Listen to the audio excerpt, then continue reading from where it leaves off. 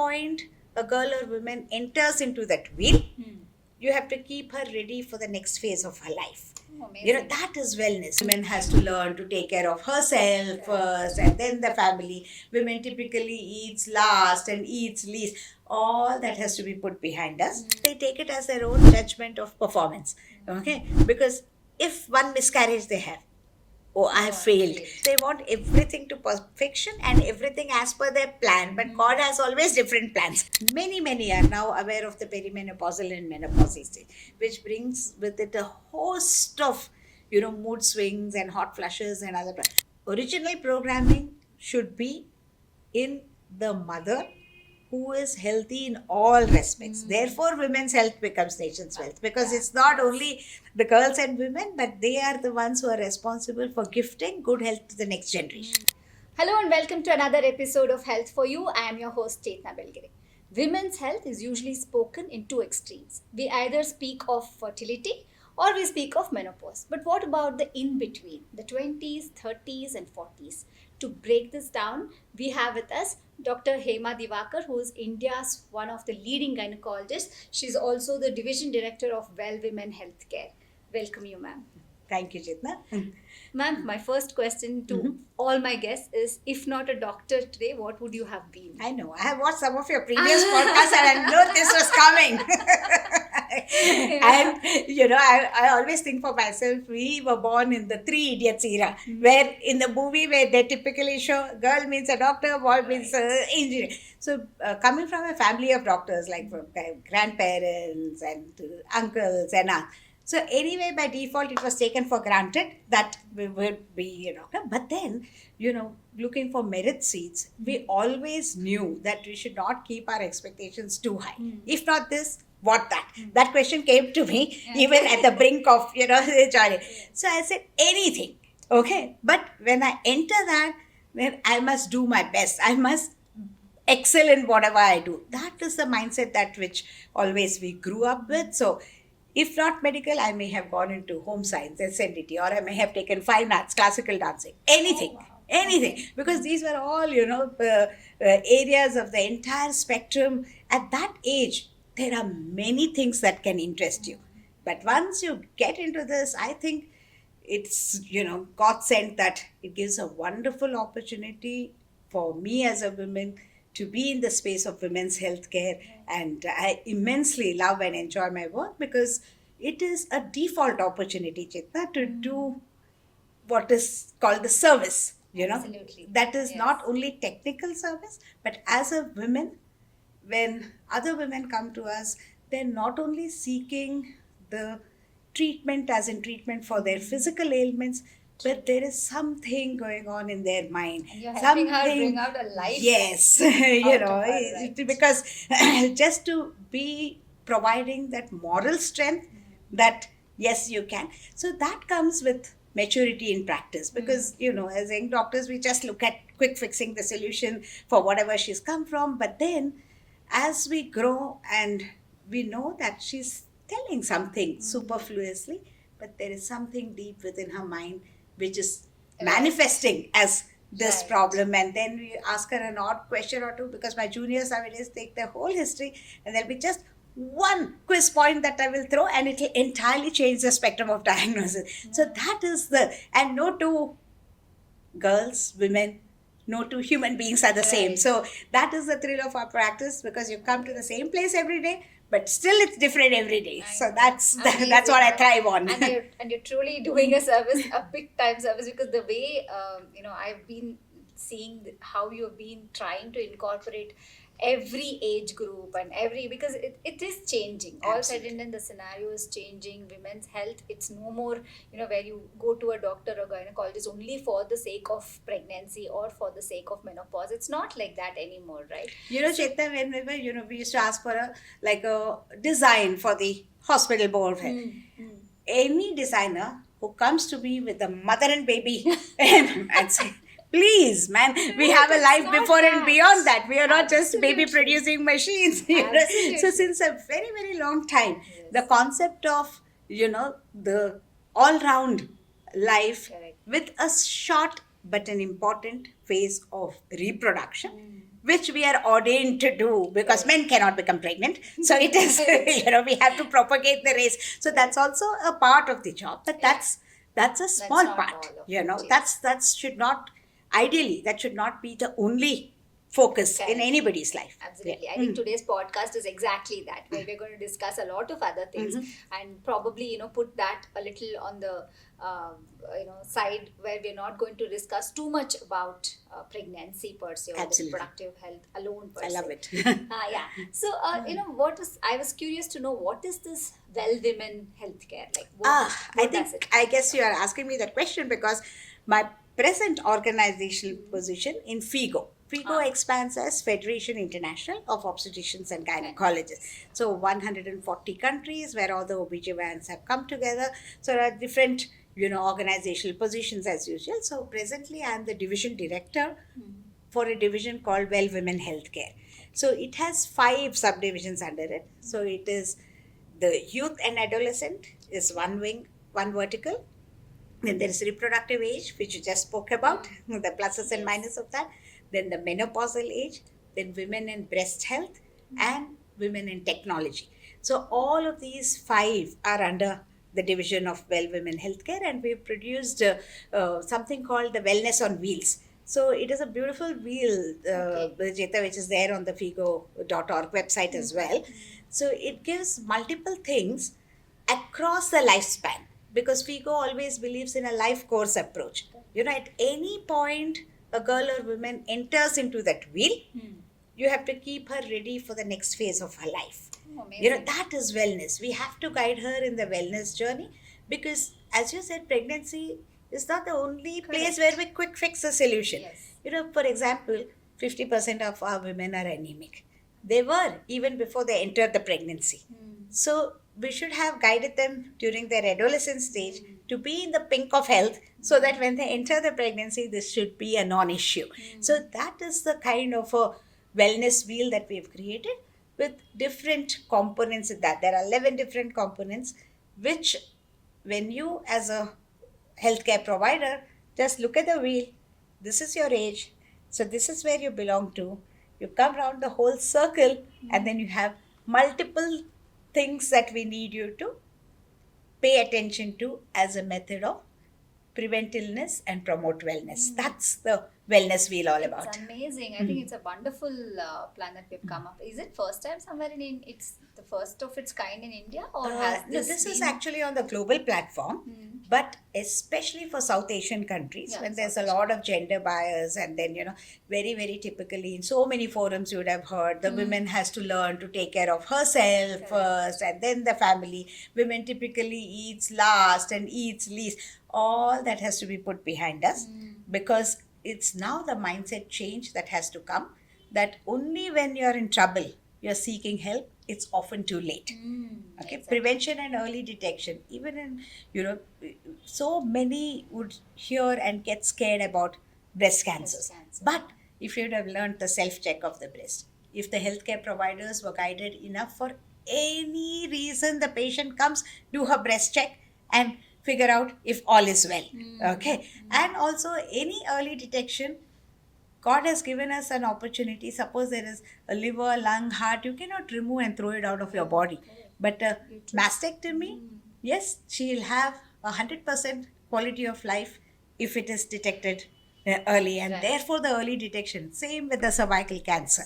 So that is how we encourage them to go on the precaution and prevention bracket, and then early detection and treatment, so that there is a lot that can be done. Because reproductive organs, as you say, uterus, if suppose cancer or any related issue, then it can be again hysterectomy, removed out of your body. That liberty or that option is not there for other organs. So that is why in our branch of women's healthcare, preventionary care, wellness becomes a very, very crucial thing, and the mindset of our own people have to change. It is always something that we wanted to do, but because of lack of access, lack of awareness, or they cannot afford from smaller villages to come to metros for any kind of checkup that we are just talking about.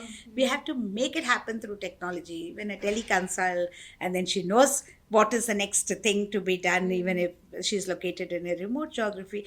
So the mindset of let's cross the bridge when it Yeah, comes, correct. let's That has to see when change. it comes, let me see when so many of these problems don't have any symptoms Absolutely. to start with, so Right. they are silent killers. Yeah. So they need to be checked in an appropriate way. So not only the checking of the patient, but the capacity building of healthcare providers are also very, very important, because the quality there really matters. Correct. People distrust because anywhere they go, anything just springs off an anxiety. They don't know what the confusion is leading to. They would have thought ignorance is bliss. I was better off at home. If I didn't know I was a diabetic, I would have been happier. Correct. The fear Now, of what would yes. get diagnosed itself Yeah. as- So slowly now, I think we are coming out of that mindset because we are recognizing the importance Yes. of wellness of the body, mind, and soul. And therefore, in a holistic way, it's not only the food and the medicines that you take, but also the mindfulness and other ways of behavior change, which is happening slowly and steadily in our own country, is a role model for the entire Asia and Africa, I may say, because I think we are with the understanding, with the educational level, with the social media empowerment, we are getting way ahead, and we're quite proud and happy about that. Nice. Actually, my question was, I had actually prepared the question saying, okay, 30s is the new 20s. Uh-huh. Now, when you're talking about prevention, I'm sure it starts much earlier, right? Absolutely. So, how important is it to start off this at a very early age, and how early do you think we should actually start looking into the wellness of the girl child? No, as I said, see, it's a whole circle Yes. round. So when we talk about adolescent, we do a lot of programs in schools and colleges called health and hygiene. Okay, because it's like a 5-point program. Because menstruation, always there'll be some plus minus issues, menstrual hygiene, the shift over from menstrual pads to menstrual cups, which are environment friendly. Then the obesity, which is a huge problem. So the nutrition, diet, exercises, lifestyle change, everything that comes with that. Then the vaccines, especially the cervical cancer vaccine that they should be aware about, and also the the contraception and the life skills, because that is an age for experimentation, and there is an overwhelming information in the digital space, and they're all confused, and the way the children ask us the questions, you will really be floored, because they know so much, but they're so confused about so many things. So that's another thing that we have to guide them on to. And overall, give them some advice about contraception, because we agree that okay, at some age they have to abstain, but if they indulge in sex, then it has to be safe Safe sex. sex. It's like, don't drink, but if you drink, don't drive. Yeah. There's Yeah. some coupled messages that need to be Yes, given. very So, and then the commonest problem there, medical problem, is because of heavy menstrual bleeding, they may have anemia.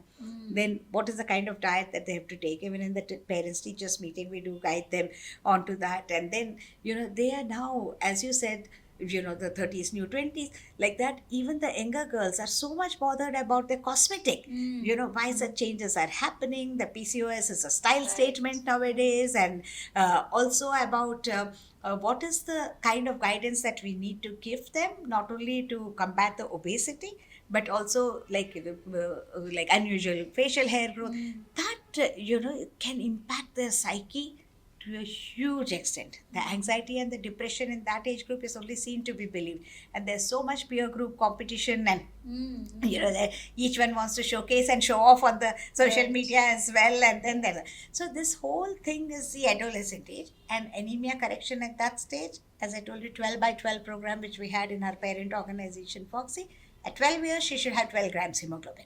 As simple as that. Some guidance you give them. So this 5-point program in the adolescent, because it's a good segment to catch. But you cannot be telling them about pregnancy complications and infertility, because it has to be relevant to them. Correct. Yeah. Because they say, They're "Arey, not now needed what?" at that age, yes, But yeah. then about, we are very well aware about the sexual activity, even in the school and college Yeah. days, and what is the kind of alert that we have to give them, and then tell them about emergency contraception, where to seek help, etc. So that is the adult. When they come to the reproductive stage, you said the 30s is the new 20s, because no longer they are bound at home Mm. and finish their 1, 2, 3 Yeah. children, what they have to have, and close the chapter. They want to delay the Yes. pregnancies. It's the career that they want to pursue. There is so much about egg freezing, etc. They want to understand Correct. about what if and what if not. So fertility issues, and again the contraception lifestyle issues, and when they do get pregnant, it's not the joy of pregnancy. Oftentimes it's the anxiety of pregnancy and the kind of concerns that they have. Then it is also they take it as their own judgment of performance. Okay, because if one miscarriage they have, oh, I have failed, because they want everything to perfection and everything as per their plan. But God has always different plans. And they say that, okay, now in the next 2 months I want to get pregnant. That's the way I had planned, doctor. But it doesn't happen, even if everything is right. So they got to come to terms with that. So fertility is one spectrum, and when they do get pregnant, the new era. Every pregnancy we are looking all the time for some comorbidity. Is her BP okay? Because like 1/3 of the patient will have high BP. Maybe out of anxiety, maybe out of lot of environmental factors and the kind of structure they're made with, or does she have a high blood sugar? So always we are on the watch out, even in the so-called normal pregnancies. What if we miss something? That has become our mindset also. So high risk pregnancy is another whole thing, Yes. and everybody wants a guaranteed good outcome. Yes, which Correct. nobody says it's God's wish, this, that. Now Now we have to that. properly, they can call us God, but we have to guarantee them everything. So that's the way it is. So then after that, by the time, they finish this, then every woman recognizes it is a new life. Okay, no longer then she can just think that the chapter is closed. It's a new beginning of a new life. And therefore, whatever they were aspiring to, okay, they may have more time to do that at a later stage in their life. And then many are now aware of the perimenopausal and menopausal stage, which brings with it a host of mood swings and hot flushes and other.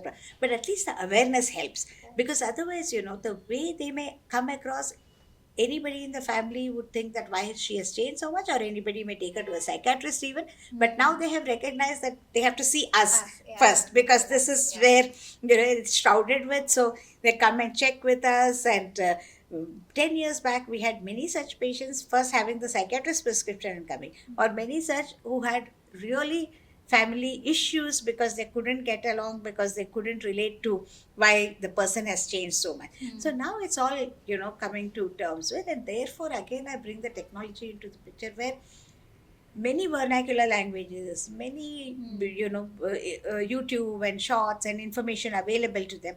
So at least they are empowered to question us. Correct. Yeah. So because they know what is it, or they can at least suspect that maybe this is happening because of that, which is fine. Okay. And then there are a lot of options that we can guide them onto. And here is where actually the preventive healthcare comes in as well, because the early detection of 5 things, because anemia is like all pervading everywhere. So nutrition and mental health, we have put it right across the wheel. Everywhere these 2 things have to be tackled as well as they can. Then every household has somebody with a blood pressure and somebody with a diabetes. Okay, so what is the guidance for that? And then breast and cervical cancer. These are, in fact, the government of Karnataka has also come out with that Arogya Bhagya program. These are the 5 things: block to block, home to home. Anybody who is above 30, man, check it out. But we are finding first time those who have checked their sugars, the first ever check, 3 out of 10 are having high sugars. They're not in the range. So sometimes we feel that they were so happy before, we've just created that anxiety. We have to tie the end-to-end process. Right. What will they do next? You can check and you can run away. Correct. But how do they? Because once is not enough. You have to keep on continually motivating them for the proper diet that they should have, and there are not enough number of diet counselors. And from rural to urban, where they'll come, they would rather throw that report in the trash, and they would say that the fear of taking the medication also, and also the fear of being labeled. Some of these are still a stigma. Absolutely. And it creates so much anxiety in them, so much denial phase, and that's why the mental health mental well-being becomes so important because the way you communicate to them in a reassuring manner that yes, there is a problem, but yes, it has a solution. So that is very, very crucial. Therefore, for all the healthcare providers, soft skills and communication Matters a lot. skills Very have to be really embedded into their technical training as well, because if you encourage them to do the right things and it translates actually into practice in their own lives, I think it will go a long way into, because women's health is nation's wealth is something Yes. which we often say. Correct. And there is a huge scientific reason why we say that. Mm. As I told you right at the start, men cannot become pregnant. Mm. So the pregnancy lies in the women. And the baby in the womb, the way it is programmed for the diseases that it may have in its adulthood or in its later life, all begins in the uterus. And if it is growing in a wrong environment, mother is anemic, mother is high blood pressure, mother is high sugar, programming will be different. The baby will become obese, will become 20, 25 years, the sugars will be high, etc., etc., etc.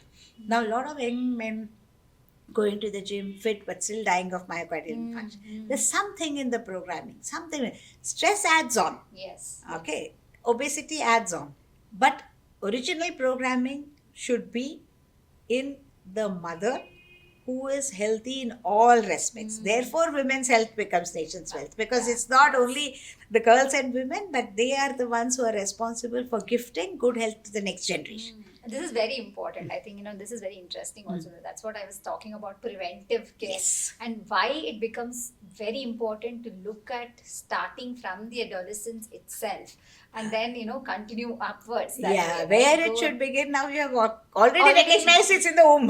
Yeah, exactly. Okay, the start point is a health horoscope. Yes. I always refer to it as health horoscope. Your karma, your kundali is written Written there in the there. womb. So better take care of the pregnant women. That's why it's given, such a prime importance that, at least the next generation would be programmed Yeah. better. We have missed a whole generation of mothers about 40 years back, 50 years back, when we didn't recognize that this Correct. could be the problem. Yes. So the present generation, everybody, half the number, if you see, every family, Chetna, spends so much on medication for one diabetic, one hypertensive, one Yes. glucometer, one blood pressure apparatus is there now. Yeah. Like refrigerator and TV, that has also come into the house now. Correct. True. Pakka. Yes. Okay, so if it is like that, then you just imagine the health economics, what we call. Because every family's 30% of the spend is towards doctor's Healthcare. visit and health. It really is. Yes. And when they cannot afford it, they have to just, dump it, but they have to struggle Yes. with whatever the aftermath it brings. So it's important to, keep them well. Again, So when we're talking about preventive health and why it becomes important at those ages, if we're talking of 30s, what is one biggest mistake, if you're looking at one biggest mistake which women in their 30s are doing?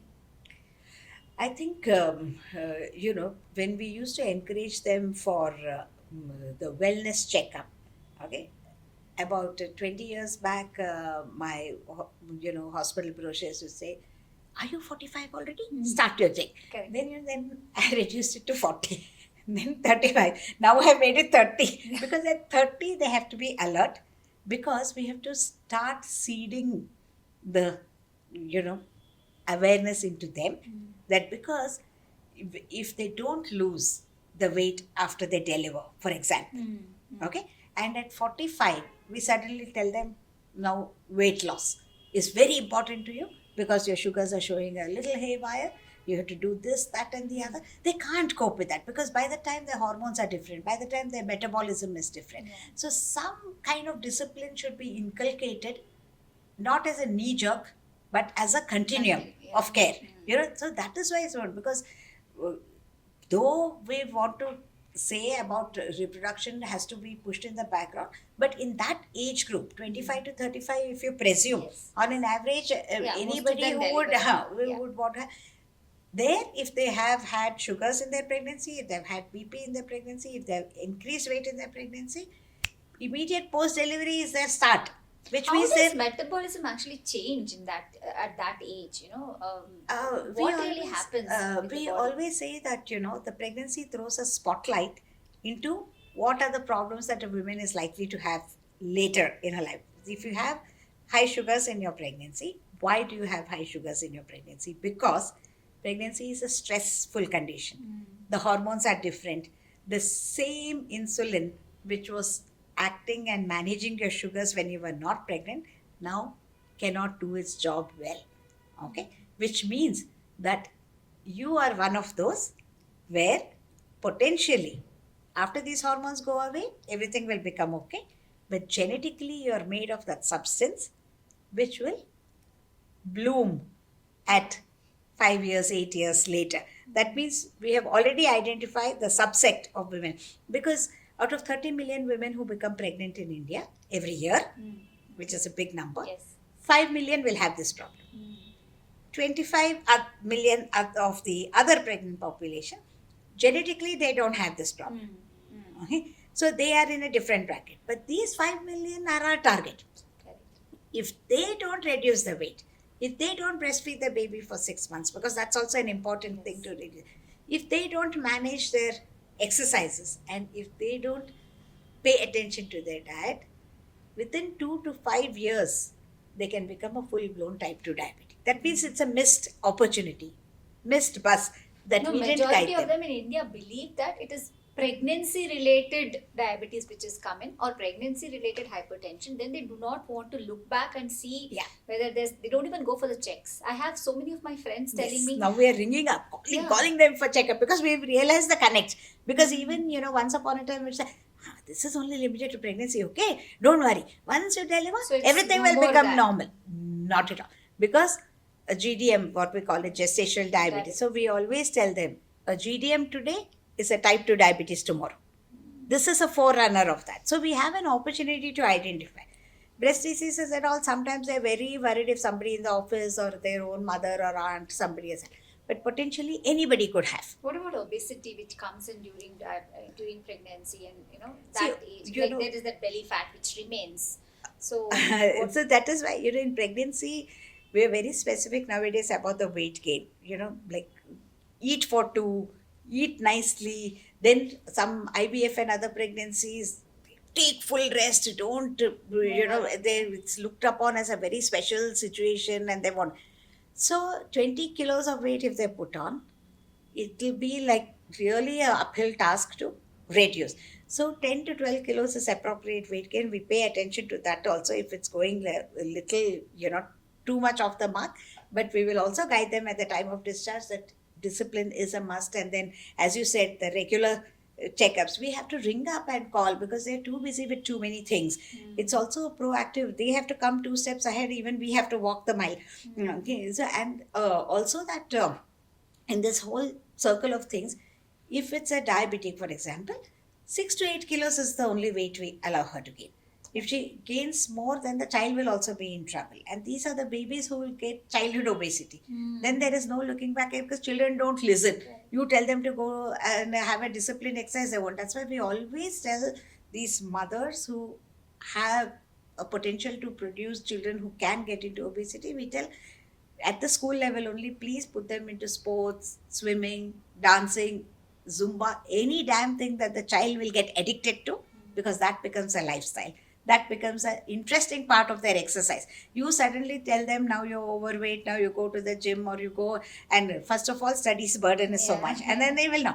So if they get into an activity which they love and stick to that long term, then it's a automated So- discipline in their life. So that's how. So is it only during, what I'm trying to understand is, what about women who have not conceived, who've not delivered, who have not gone into the motherhood phase, but does metabolism change even for them at the age of 30 itself, or for them it's only menopause and then you wait till 40, and how does that go No, for them? actually, the data from the Asian community is that ovaries fail earlier than the global statistics.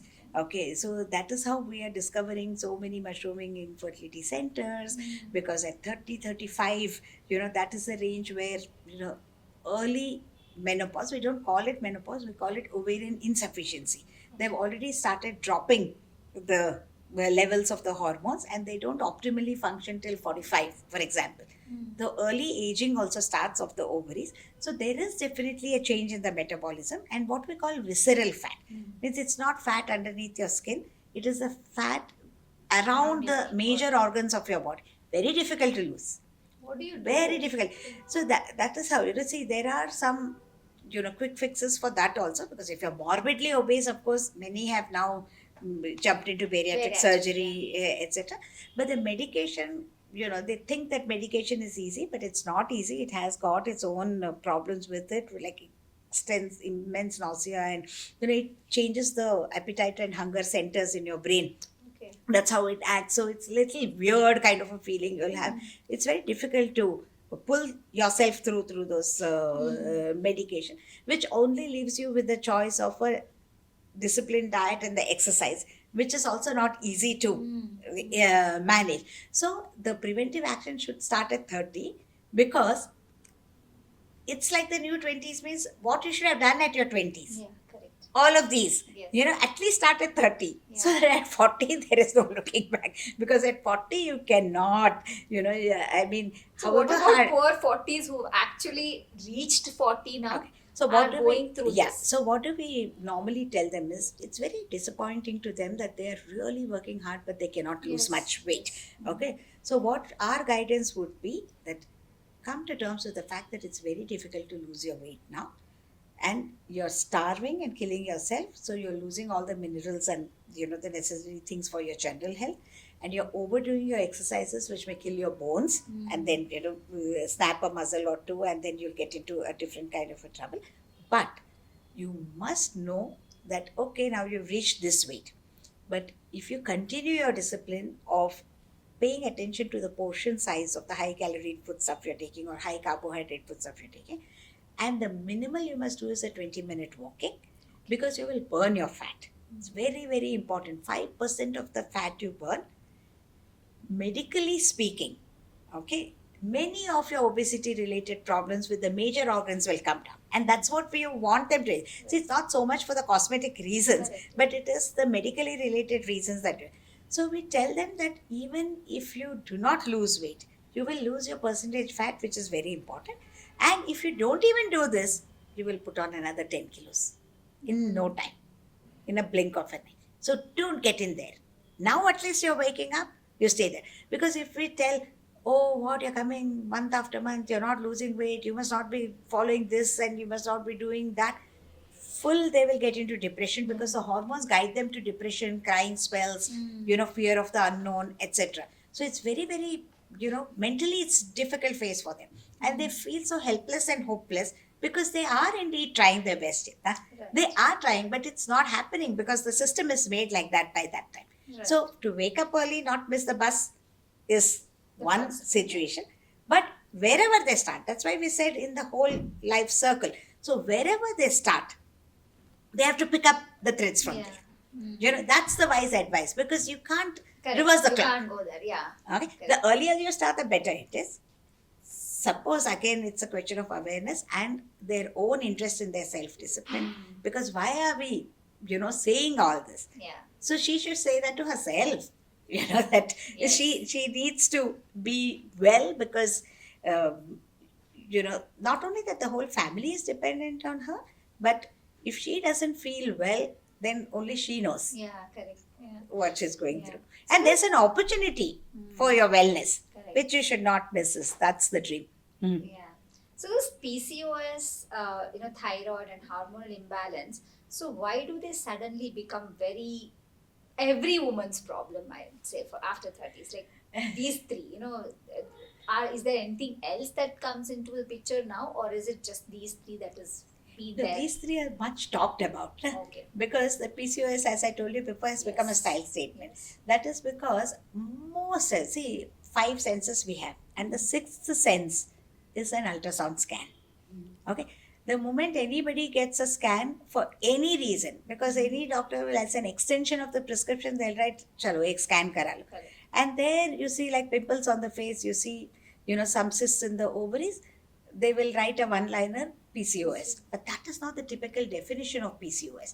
There are a lot of other things that has to happen except the ovaries looking like Could you that. explain? Like, can we go a little? So there are, the PCOS Society of the World. It has defined why it's called. It was called PCOD before, Right. disease. Now the D is cut and it's S. Syndrome. S is a syndrome. Syndrome is like the stars align in a pattern. So it's a pattern. Ovaries looking like that is one part of the pattern. Okay. Then the extra hair growth in the wrong places is another part. Then the acne is a third part. Then the the pigmentation around the neck, that's the fourth part. Then you do some hormone tests. Some of them will be haywire. That's the fifth part. And now the scan machines are of a very high resolution. If you see the part of your skin with a magnifying glass, how much of what you will pick up.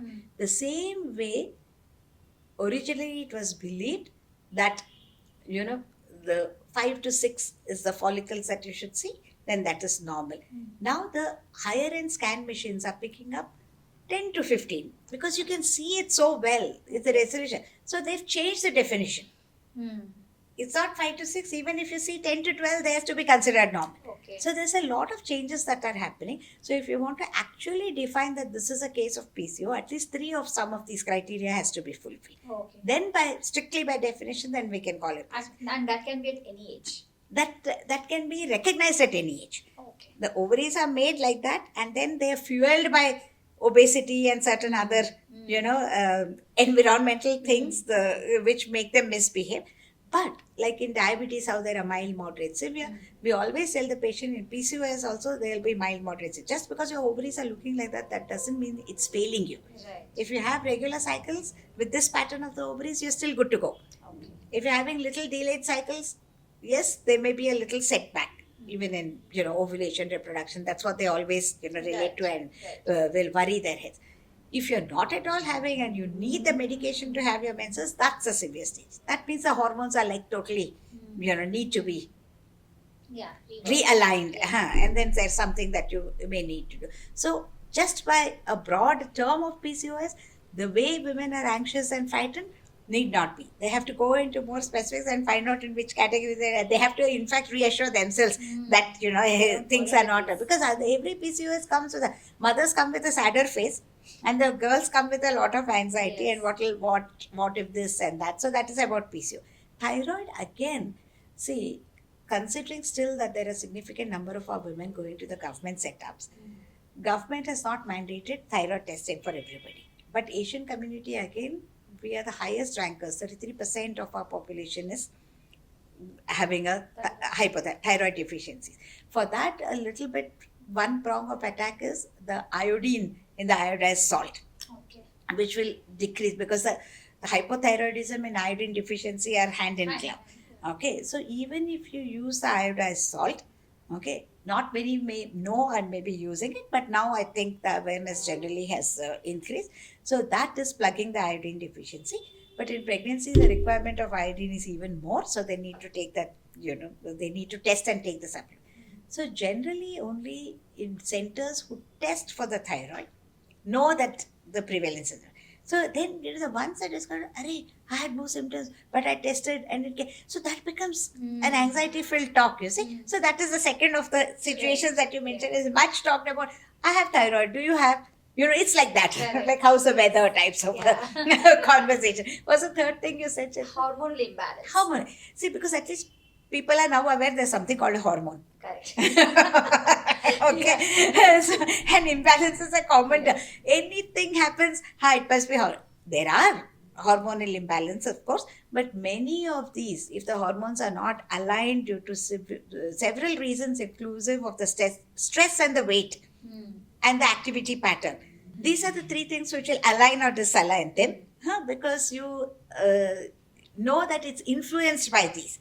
And then many people are now aware that there are some signals from the brain which make certain organs release certain type of hormones, and it is the hormones which are responsible for this, that and the other.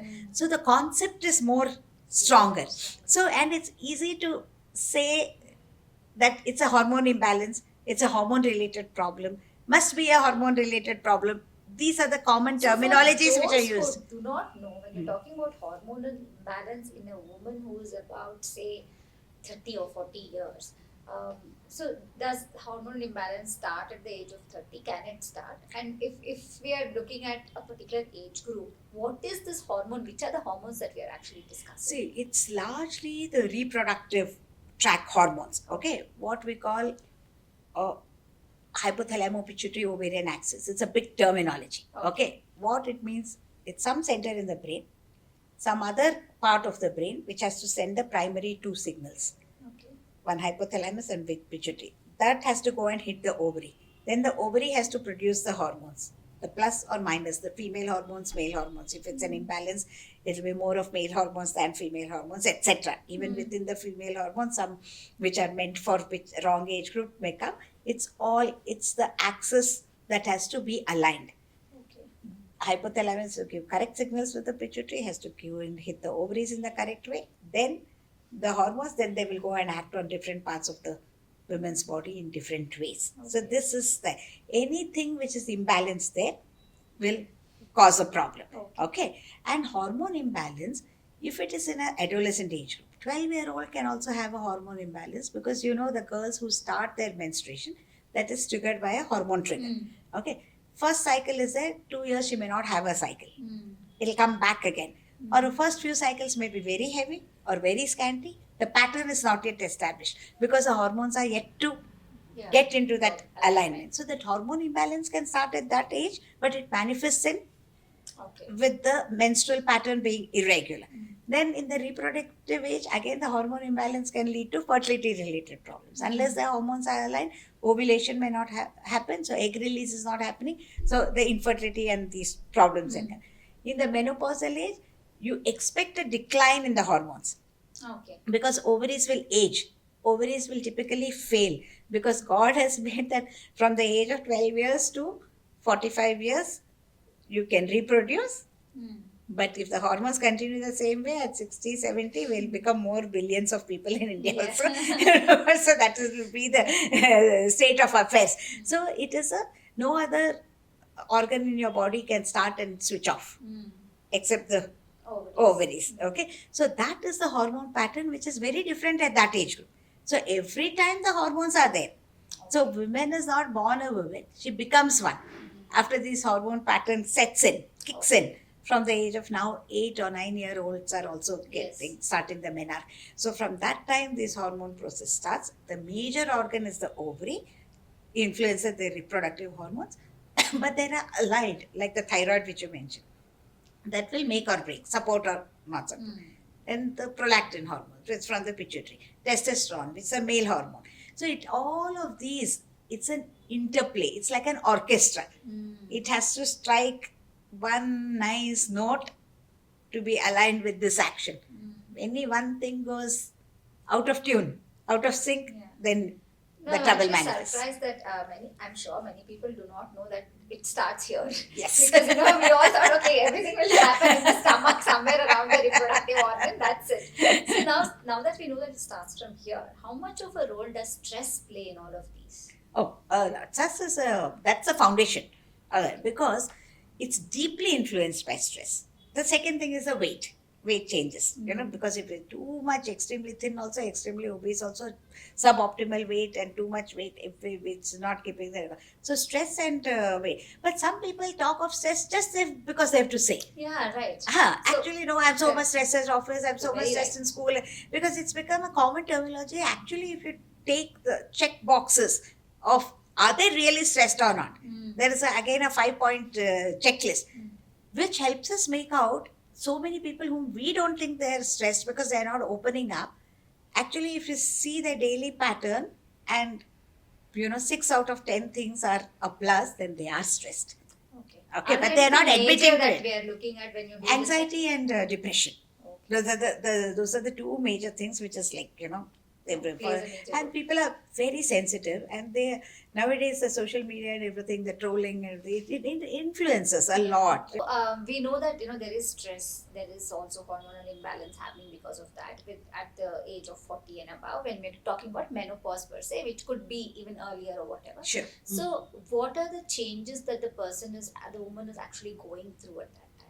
Okay, so as how I first of all specified, the hormones are all the time running Right. from head to toe, and at different ages, if there could be an imbalance, manifesting as different things. What is the special thing about perimenopause and menopause? See, menopause means you have to look back and say this woman has reached menopause, because you have to look back and say she has not had her menses for a whole year, and therefore she can now be labeled as menopause.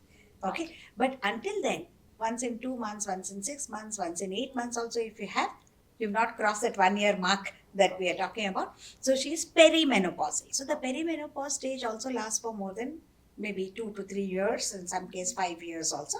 Hormones start, dancing one way or the other. So that imbalance is actually an expected imbalance. Okay, that is because the ovaries are starting to fail, and they have to stop their action at one point in time, and they have to stop producing eggs, so the reproductive function stops. That's what it's actually meant for.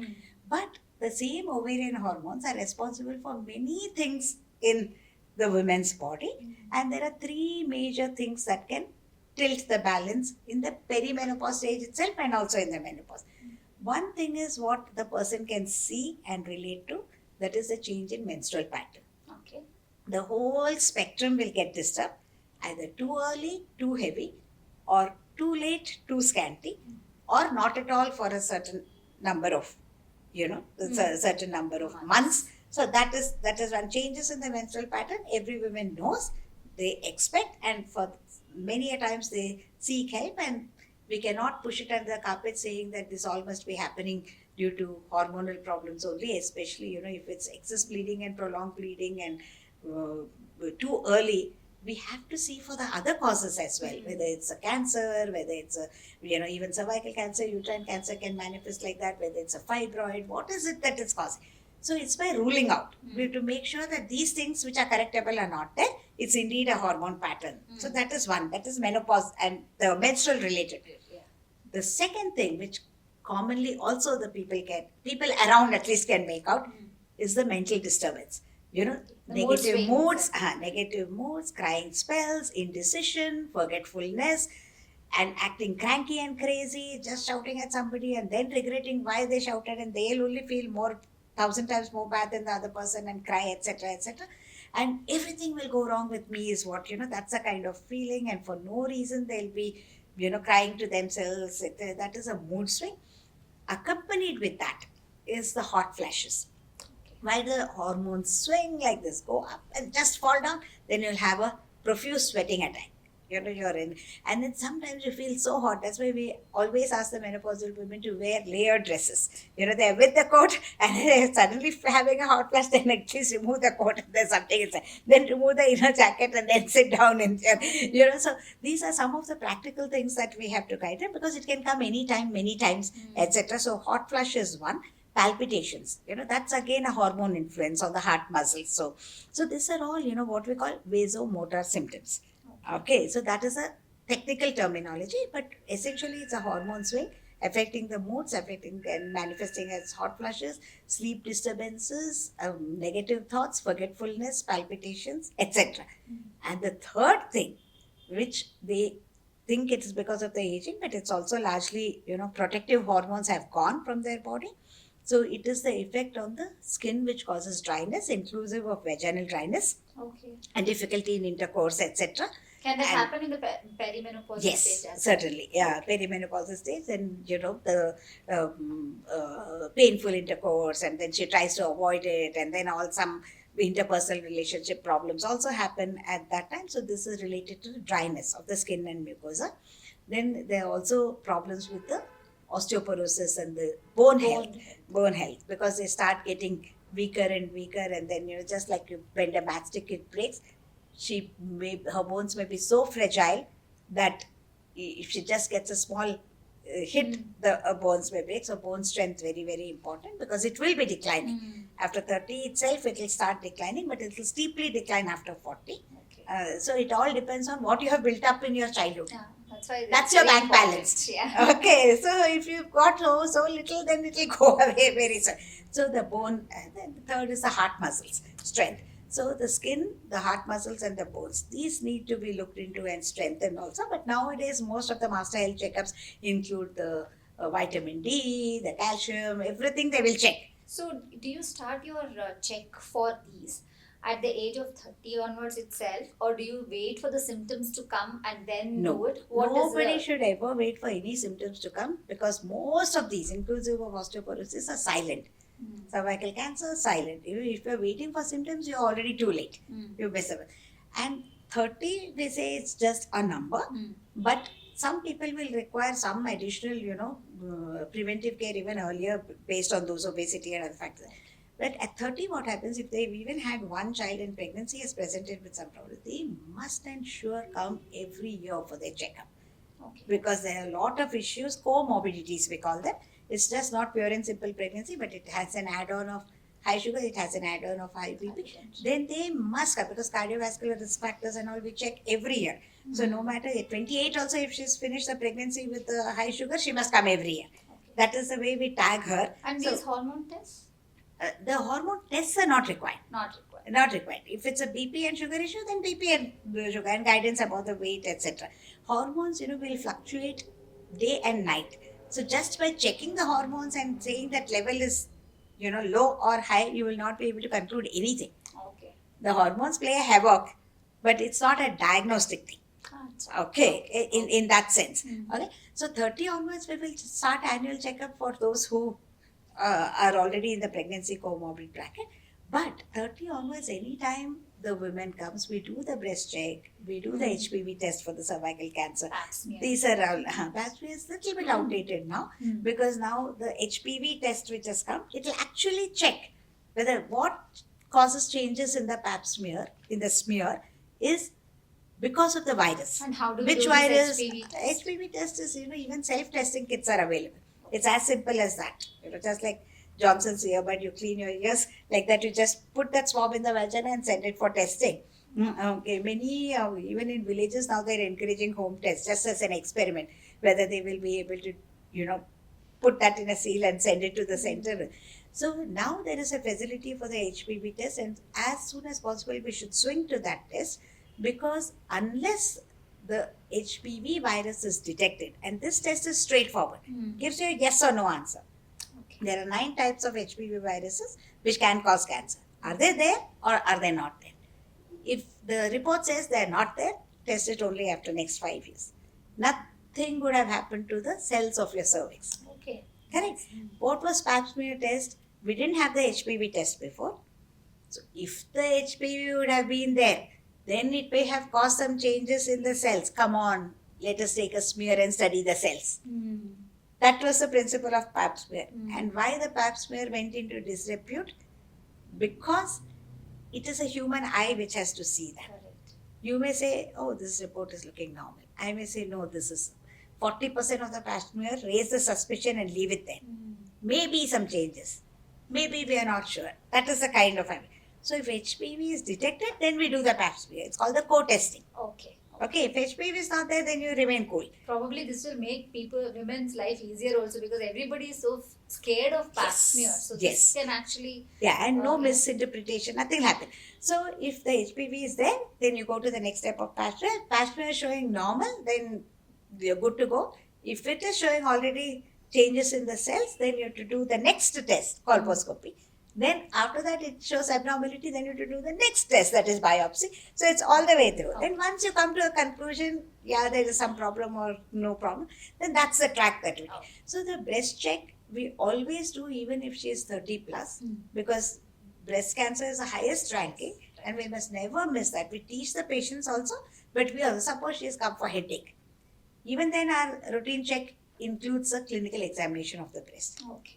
She's come with any problem. She's come for contraception. Even then we'll do the breast, because we should not miss on that visit. Right. Okay, and then we should just re-emphasize that she should check once a month by herself, because if she has any suspicion, she can always raise it to us. So in that sense, the routine checks start as early as 30, but at least after 35, okay, they have to come for an annual check. Because if you say annual, at 35 to 40, they're not so serious because they're also busy with so many things.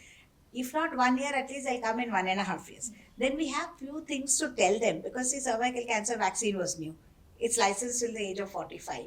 So if she comes at 35, at least I can give it to her and tell her that her daughter has to get it, etc. Now, vitamin D deficiency is rampant. Then we can guide her to at least strengthen her bones because that's the last of the opportunity, last innings to strengthen her bones before they start depleting. Okay, so these are the reasons. So at 30 plus, we no longer, consider it as she can be left alone. So we just, some segments we to be very serious about annual checkup. Some after 35, but after 40, definitely, because all these menopause will, by default, it will start. Right. So something or the other, and they need not struggle with those problems. Hormone replacement therapy is not always the thing. Because some group therapies are there, some counselings are there, and then non-hormonal therapy also enough numbers are there. There are some tech guided, they put one patch at the neck and it will give you a signal when you're going to get the hot flush. Okay, so a lot of advances are happening because menopause space now it's become a very it's attracting a lot of attention because there are so many millions now in that age group. Correct. But we must ensure the quality of life. Right. We are just My next question was actually that if you have to design a perfect daily health routine for a 30 plus year old, how would you design it? see Right. it all depends on what is, because when we say diet we always take their diet recall. If first thing is not to try and disturb their routine too much because they will not be able to stick to it. First find out what they're doing and where they are in your bracket with respect to BMI and with respect to other issues that they have, etc. From there, you're thinking and personalized, individual, tailored treatment begins. Because one shoes will not fit everybody, and with some people we to be really, really strict. Some people are an overkill, and we have to tell them, guys, please start taking these vitamins. Some people take a whole basket of vitamins, one vitamin clashing with another, nothing gets absorbed. That's also a minus point. Okay, so they should be, each individual, we need to guide them in a specific manner, case to case basis. As a general advice, they have plenty on the digital space. But it's better if they come and ask us what they can or should not do. That's a small piece of advice that we did because it is also an extended arm, the digital space. They get a lot of tips and tricks and information, which is good information as well. But if they come and tell us, then there may be some things that is not suiting her, Correct. which we know because of her medical condition, and we can tell her, no, don't overdo this or do this. And sometimes, they're demotivated and reassure her that it's still going to take some time for you to do. But we also have to guide her that, see, you are not having these kind of issues which many other women have. That is Okay, why so it's you're so- lucky, and so the going is good. So because even if everything is well, they'll have some sad faces sometimes in the fear of what may happen next. That's the thing. Dr. Hema, I have some kind of rapid fire kind of thing you Sure. can take. It's again on women's health, of course. Mhm. So one most overrated health trend for women that you're seeing of late. Infertility. Because those who are not infertile also, within a month, if things don't happen, they will rush. So, I can't conceive. That's a totally anxiety provoking issue that many. And what if I become infertile? For that, egg freezing and other things will start. So, this is running in everybody's mind.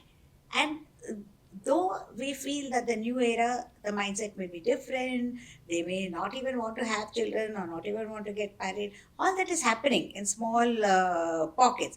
But so much to think about fertility and kill themselves for no reason at any stage in their life is really not worth it. It's in that sense, it's really overrated. Okay. So, that's very interesting. What about the fertility dip? Is it something really happening?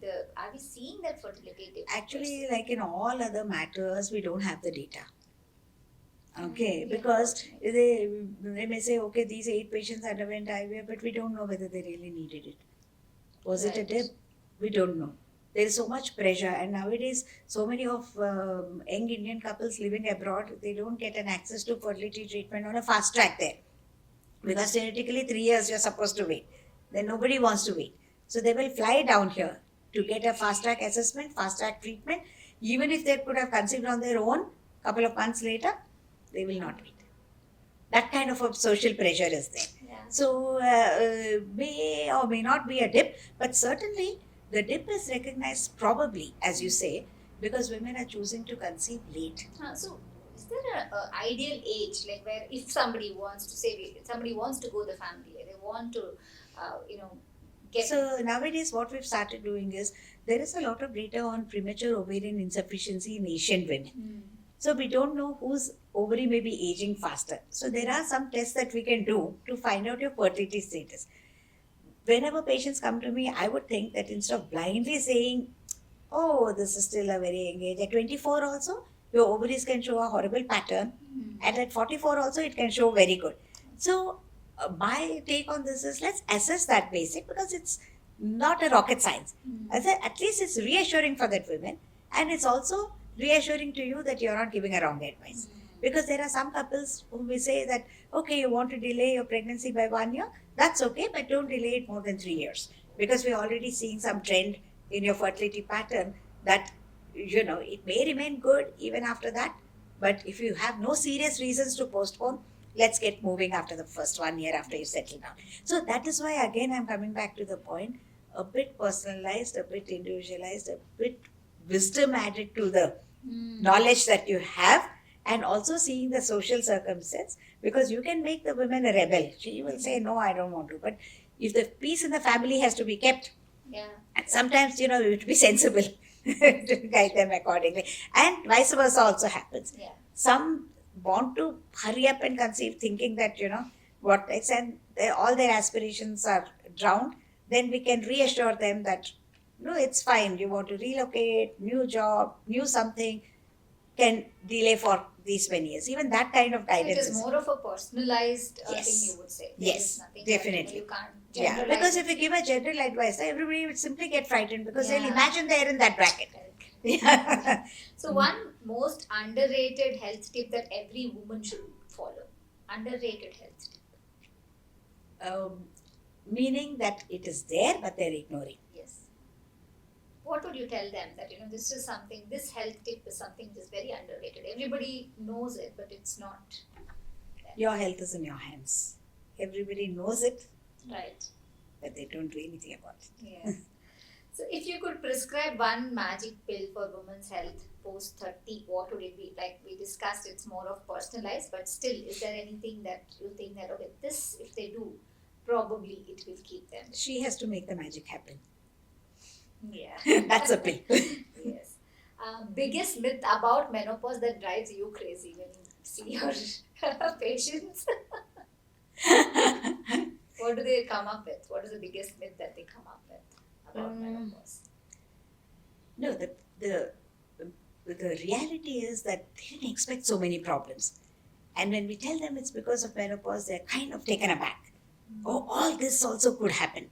Because they never thought that the menopause bracket or the perimenopause has so many things in it. That's the myth in itself. Oh, could this have happened because of that, you think, doctor? Because when we explain to them that the dry skin or painful intercourse, etc., can happen due to that, so, they were not aware of that. So the biggest myth for me is that the myth that we burst Right. regarding menopause Yeah. itself. Correct, yeah, that's the right one. So if aging gracefully had a 3-step formula, what would it be? This cannot be a rapid fire. This has to be a slow burner. 3 is body, mind, and soul. These are the 3 steps. Because just medically speaking, keeping yourself like a fitness freak, a fit body, and showing all the reports are normal, not good enough, because mind also has to align to that.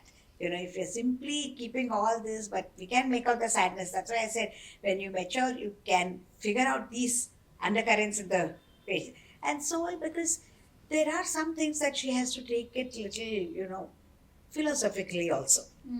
Because then sometimes they think, why me, and why it's happened to me only. They feel very depressed if they get one. Or even the social circumstances, children leaving home, the expectations have to be reset, etc. Yeah. Something to do with the mind, but also to know that, the soul should be free of all of these things, kind of. So the body, mind, and soul connect. If they maintain, then they will align well with a joyous life. Yeah. So, what about the supplements? Are they really underrated, or is it good to take a supplement? And if so, at that age group, what you're talking about, 30 to 45 years of age group, what are the supplements that they actually have to take? I know that it is individualized and you cannot just start supplement on your own without testing and all that, but So even if it's individualized, Chetna, but the three or four main things which we know that they are generally deficient in. So one is definitely the iron. okay. Next is the calcium. Next is the B12 or B complex, because vegetarian diet really lacks that. These three are the main. But some of them, omega 3, DHA, this, that, it's too much. They start measuring and, counting everything and harass themselves onto what are they missing, or we can't go overboard like that. Yes. Okay, there are some things which are, sometimes not available through the diet what they're taking. So ragi, millets, and etc. Some will say, okay, all that is white, I must all, they'll stop drinking milk and all. Then calcium doesn't come from anywhere. So those kind of fancy modifications, if they make, then so they have to ensure that either by diet, if not by supplements, these things should at least Yeah.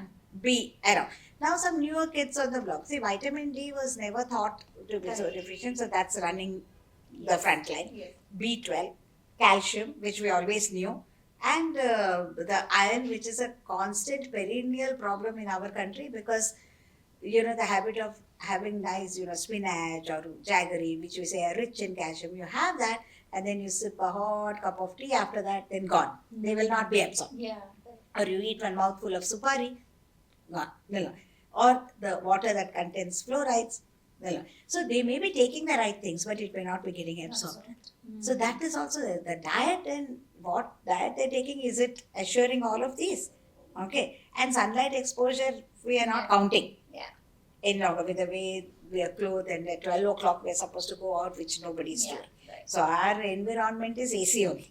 We cannot that's so those deficiencies will be there. So by and large, if we ensure that these are plugged in, Okay. then That's they are enough. more or less So when you sorted. talk about diet, is there any food? We know that a lot of food should not be eaten, and I'm sure there's a lot of information on what should not be eaten already there. But is there any food that should be eaten by women of this particular age? If there is something which they should. We see a lot of protein deficiencies. Okay. A lot of it, because they don't know. See, they would be having a heap of rice, which is carbohydrate, and having only a little bit of a dal or a sabji, which dal will contain, but they have to take the thick dal for vegetarians, I'm saying. Yeah. Because even those who are non-vegetarians are not, once in a week they may be eating, or twice in a week. So non-vegetarians are not like the Western non-vegetarian. There's a lot of difference. Even if you say you're only vegetarian, then at least this proteins is something that we must ensure, because other things will come in the supplements, but protein is the basic, Right. which gives them the strength. But non-vegetarian also, they think that they may be getting enough proteins, but it depends on the portion size and the frequency of what they eat. So that is something which we as clinicians also have begun to recognize, that we all the time giving them calcium tablet, iron tablets, etc., etc. But the protein, which is in dismal quantities in the regular diet. Even Okay. for the muscle mass to be built Yes. up, that is very important. Yes, it is not coming through. Yeah. It's not at all adequate. If you really study what is the daily requirement as against what our women are getting, it's not matching. Enough. So, if my last question to you is, if you can sum up, for the women of that age group, between, we're talking about perimenopausal, maybe you could even include the adolescent as well. In general, if there is one or maybe 2 or 3 tips which you think that you should give them, what would it be? No, we would say that, the first tip is that whatever you can do at that stage in your life, begin there. Because to win, you have to begin. Correct. Okay, so that is the first thing, because then don't think it will not happen, because a woman's mind, once she makes up her mind, there's no looking back. So keep your mind as strong as your body, because that is what is going to help you wade through the crisis situations also, and also stick to the advice or discipline that you give yourself. And third thing is, don't hesitate to discuss, whether it is with your partner or your friends, your family, or your doctor, whomever you're comfortable with, or even anonymous on the digital space, because there are a lot of problems scooped into themselves at every age group. Yeah. Okay, they don't come out with it. They don't know that some simple solutions are there. So that is the miss. So these are the 2 or 3 things. It's, as I said, it's not doable, but if they do, the world will change. Because each time they have to focus on themselves. Yes, What yes. can they change to make their world Correct. better? Right. That's it. So that is how they should look at it, because all the time, thinking that others will change. Because if we ask in a crowded room, do you think change is important? Everyone says yes, change is constant change. Do you want to change? Maybe not. I'm okay. Yeah, but the world has to change. How will that happen? So this is it's such a fine line True. between. Absolutely. So, and it's not difficult to be happy. Yes. Yeah. Thank you very much, Dr. Hema. It was really wonderful speaking to you. Mm. And like she said, do not wait to change. You should, the day you realize that you should change, I think you should start from there. You should begin from there. That is all we have for today. Thank you very much. See you next week.